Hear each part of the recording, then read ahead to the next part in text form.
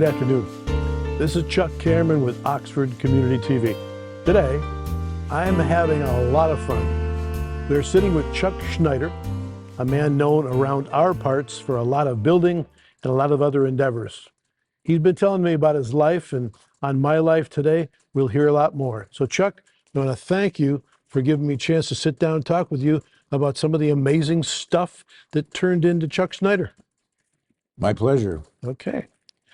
Could we start by telling the folks who are watching, where are we? Where are we sitting here today? Okay, well, this formerly was the Bell Ann Elementary School Okay. in Ortonville, Michigan.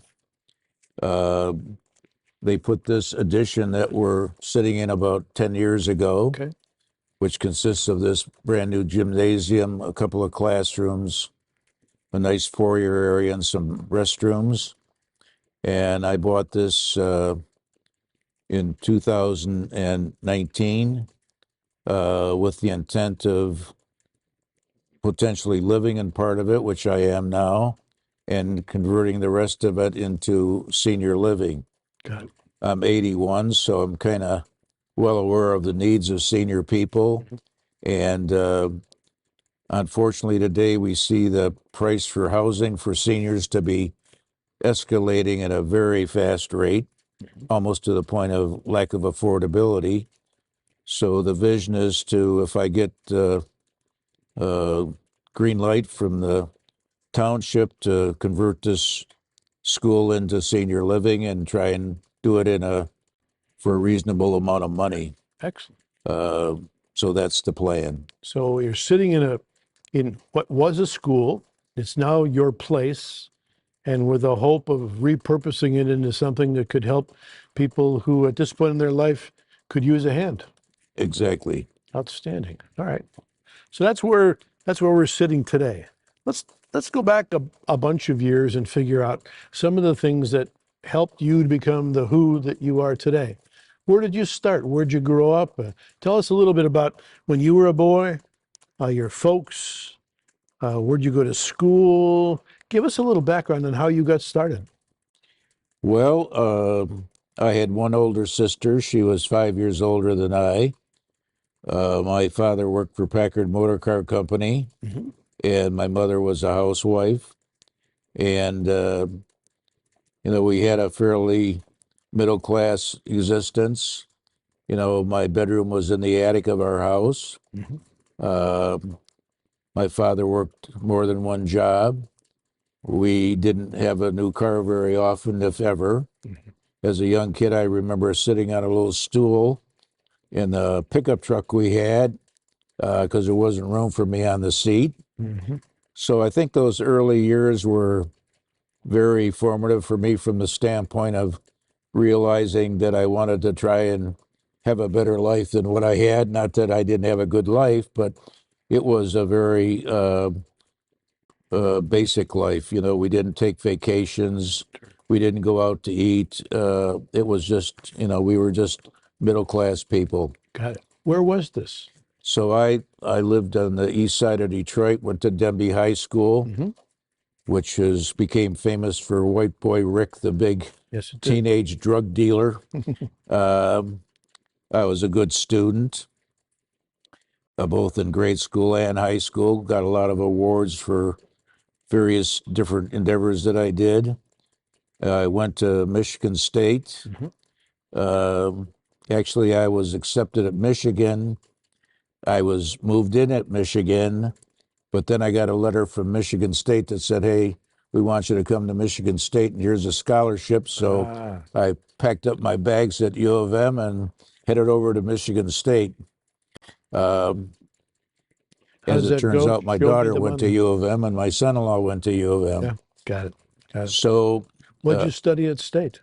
Pardon? What did you study at Michigan State? I studied industrial management, which proved to be first I started out as electrical engineering and quickly decided that I'd probably electrocute myself if I continued in that occupation. So I switched to industrial management, and that's what I got my degree in.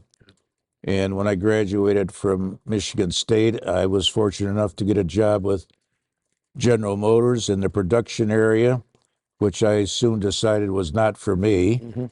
Um, and so then I went back to college and got my master's degree.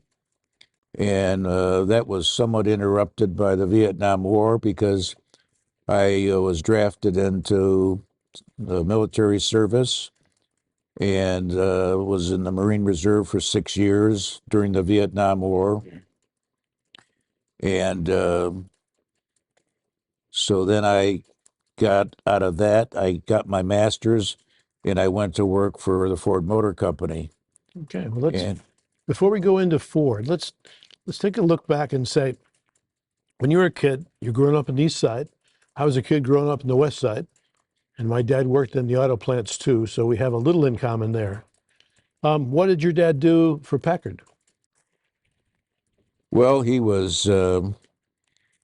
had an interesting job. He installed marine engines and minesweepers.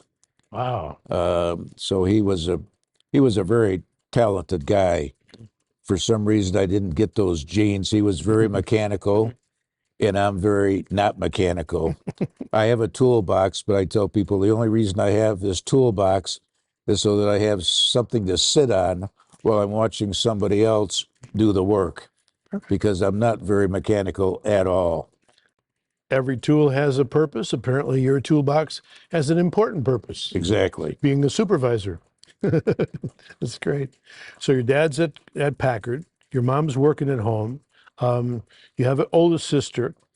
Um, Hanging around with kids in the neighborhood. What'd you do? What'd you play? What kind of stuff did the kids on the East Side play?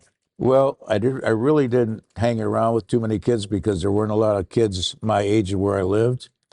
So I spent most of my time uh, messing around with my bike and studying and doing this and that. But you know, my father and I never went to baseball games or anything like that because he was always working. And when I got old enough in my early teens, and I would go to work with him and help him whatever job he was doing. Did you, at that point, he was working in the plants and you were allowed to go in the plants and No, did not some in the work? plant. I would go with him on jobs that were his, what we call his second job. Sure, right. So that was evening work or weekend work, Yep. where he was a pretty talented guy. He could fix anything. So he got a lot of jobs, just working for private individuals. In fact, when I was 16, I actually got a job as a chauffeur. Really? For a lady. She was the head of Beauty Counselors, which was a ladies' cosmetic company. And she just kind of mentored me, so to speak. So I'd drive her to various shops, and she'd always have me come in, and she'd be buying a dress, and she'd ask me what I thought of it. And so they were very, it was a good glimpse at the other side of life. She was very successful. She was president of a company, and it gave you a little insight as to how other people live and, you know, what money can represent for as far as your lifestyle. There is another side of the track, isn't there? Exactly. Yep. And if you grow up in one side, if you don't see it, you might not know it's there. Exactly. We definitely knew it was there. Yep.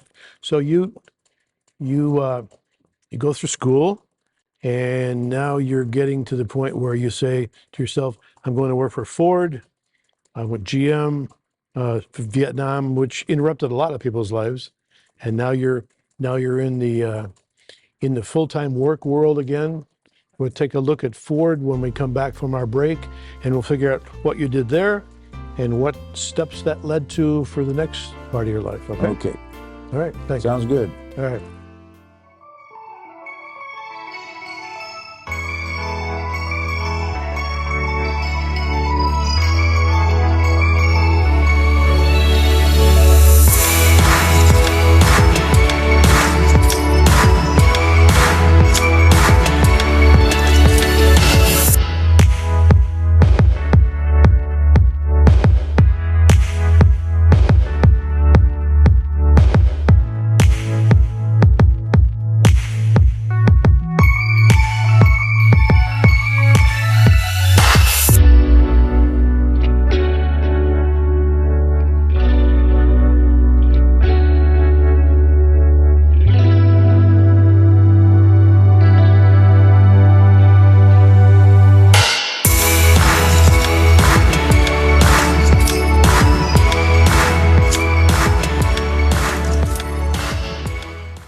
Okay, so we're back. Now we've stepped into Ford Motor Company. Tell us a little bit about two things. What you did there, and were there people at Ford that had an influence on you then and maybe a lasting influence on you later in life? Well, initially at Ford, I was in sales and marketing. Okay. And by sales, I mean, in those days, there was a sales staff that actually sold the cars to the dealers, who then in turn sold them to the retail customer. So I was in sales for a number of years, and then I was transferred into sales and marketing was advertising. So the bulk of my career I spent in advertising. So that was magazine ads, television commercials, that type of thing. And then ultimately I got into non-advertising things such as the dealer introduction shows, the shows that we did like at Cobo Hall, where you introduced the vehicles, dealer training, dealer incentive programs, uh, selecting TV programs for the company to advertise on. Good. In those days, we had to pre-screen everything Now, did you like because that there was part a of the real, job? pardon? Did you like that part of the job? Yeah, Did you enjoy it? it was, uh, I mean, it was always, it kind of allowed you to be creative a little bit. You worked with an advertising agency, and so I found that to be enjoyable.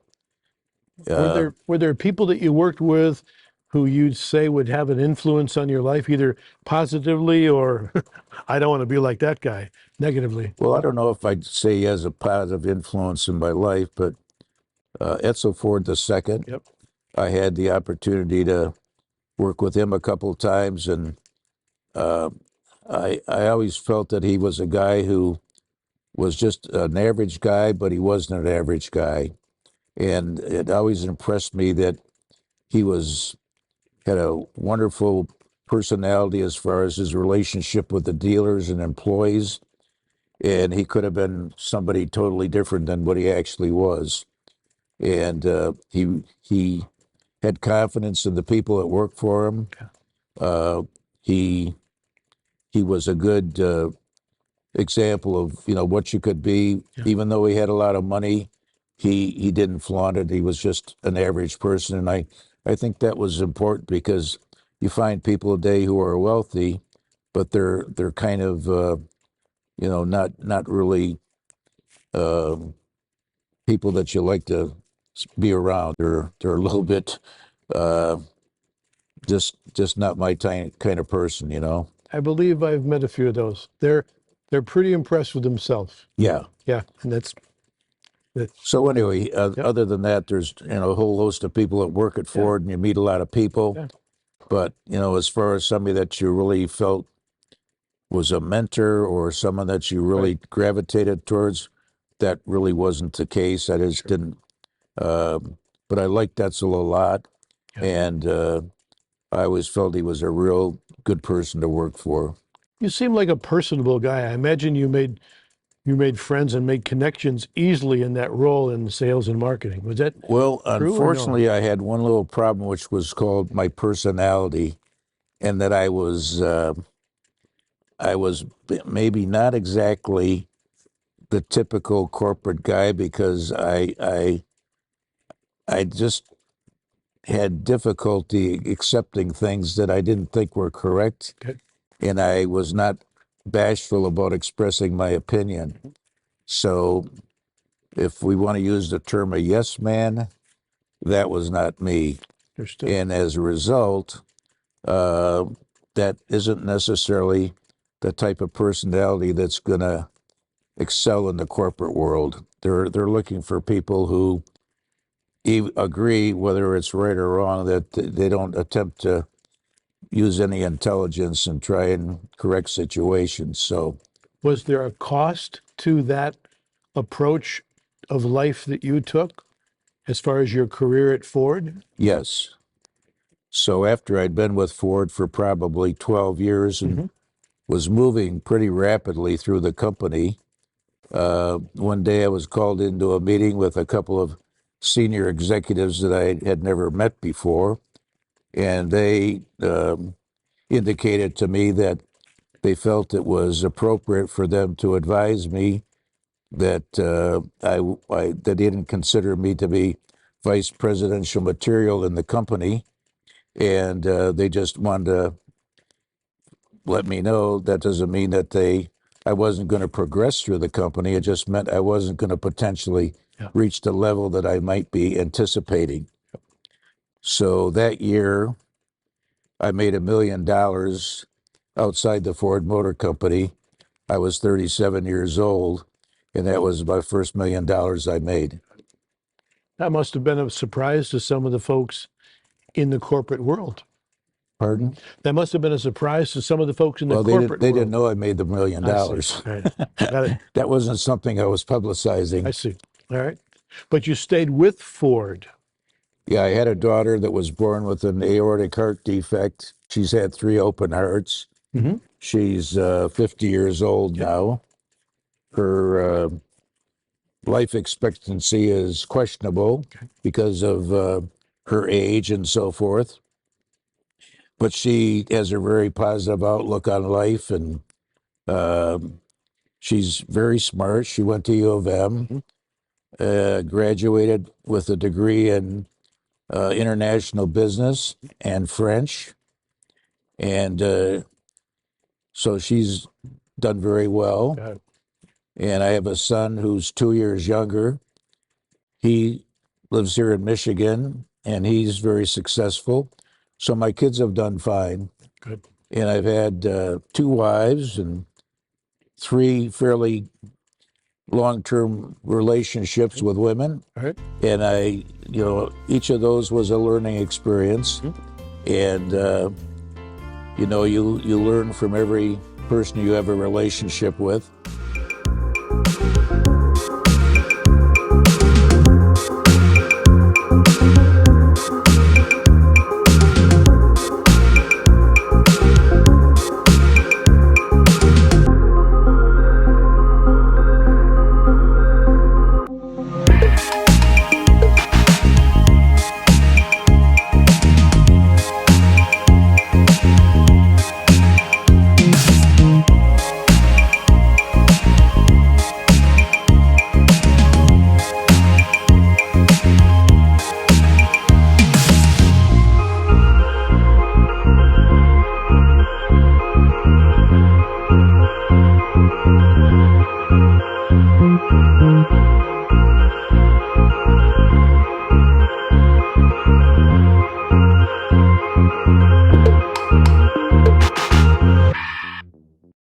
Okay, now, Chuck, you've been telling us stories about your life, and it really was interesting to me, but we've been sitting in this garage full of beautiful vehicles. Could you tell us a little story about some of these vehicles? How did you get them? What's their background, and why do you like them? Can you kind of walk us through this? Well, there's, I think, a similarity between collecting and investing. Okay. So whatever I buy, first of all, because I like it, and 2, because I think it's going to appreciate in value. So I don't normally buy anything that I haven't already made a profit on. In other words, I try and buy it below what the market is. So we have about 30 cars. We have about a dozen of them here. We tend to buy cars that are low mileage, low production, and collectible. Got it. So, for example, this red vehicle over here, this was an MGM movie car, came from California. It was in 6 movies, and having a little provenance like that is important in determining the value of the car. Sure.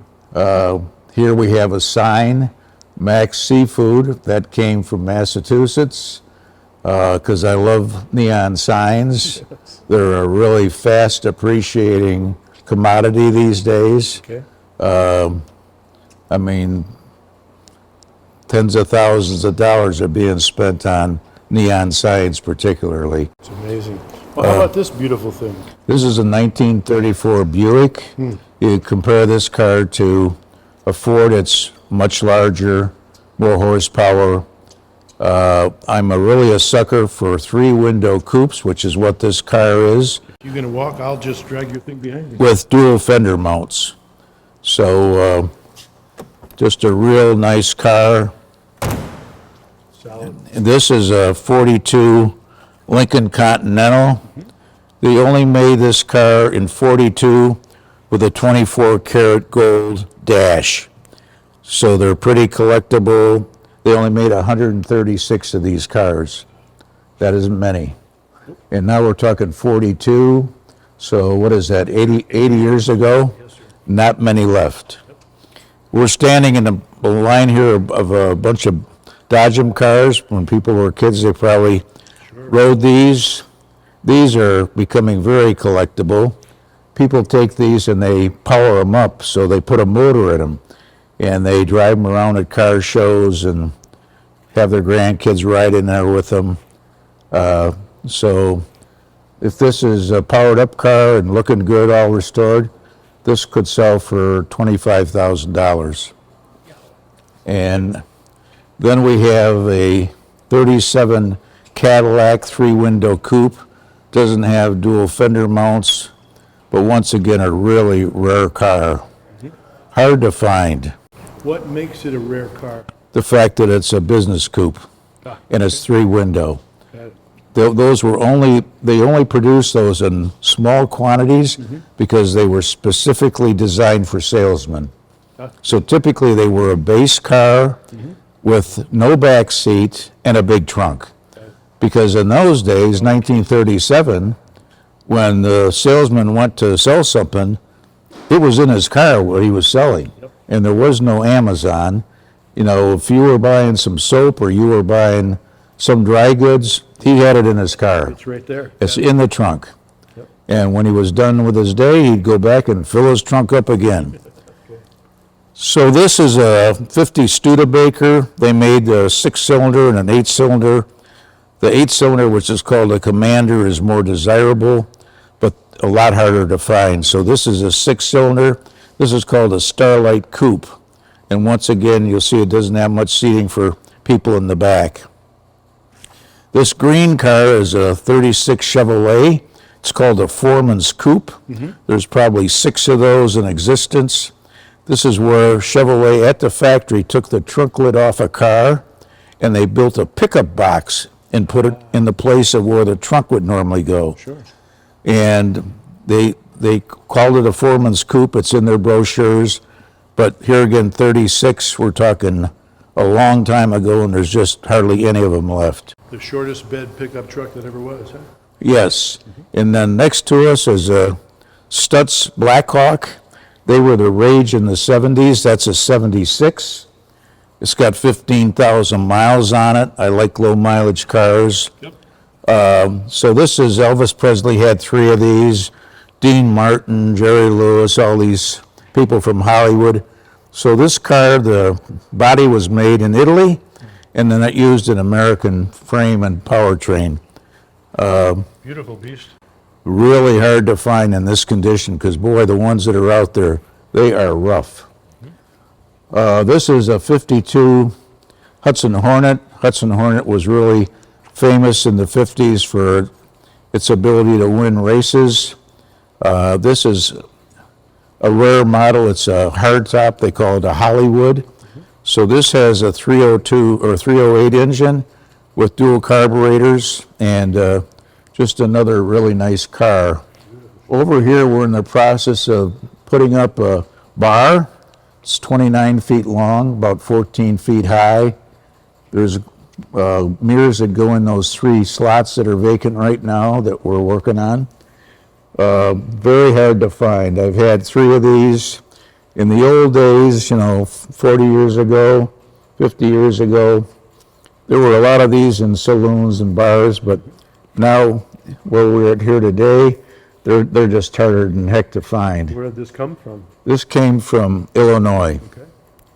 It was actually an operating bar, but they closed the bar and A lot of these things occur because the business closes. Max Seafood was bought by a person. They wanted to change the name, Okay. so the sign became available. This Thunderbird, I'm not sure where Thunderbird really was. I don't know if it was a motel or a drive-in or what it was, but I made it a drive-in. It's a great sign. So I put the two together. Okay. And this here is Dog and Suds, very popular sign today.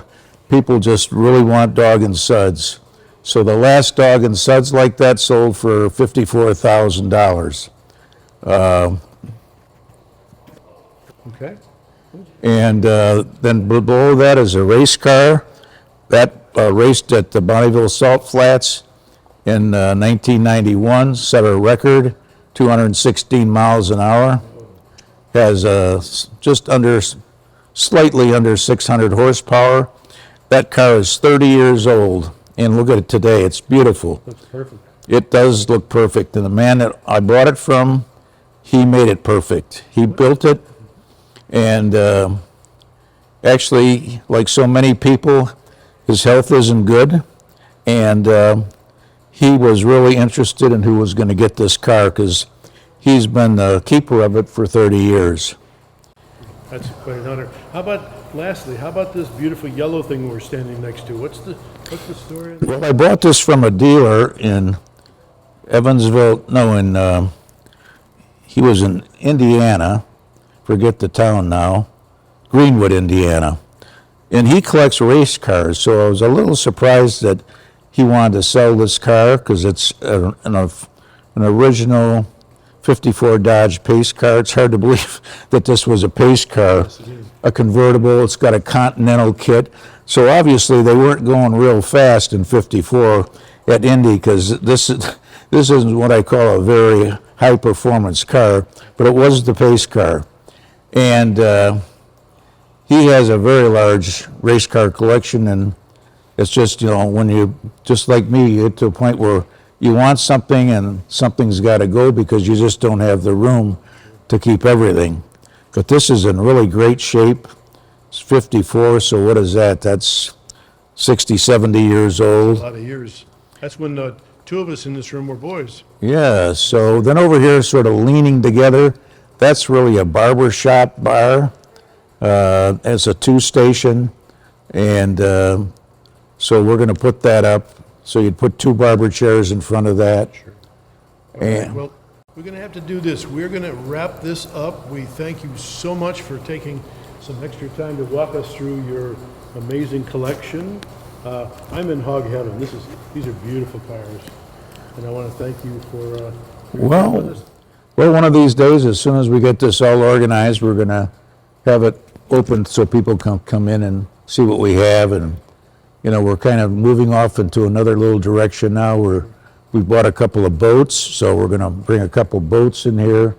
And we've got a 61 old travel trailer that we're going to restore. So just a little something interesting for everybody, regardless of what their taste is. Well, again, I want to thank you for taking the time. All right, you're very welcome. Pleasure to meet you and see you. Take care. All right, you're very welcome. Have a good day, sir.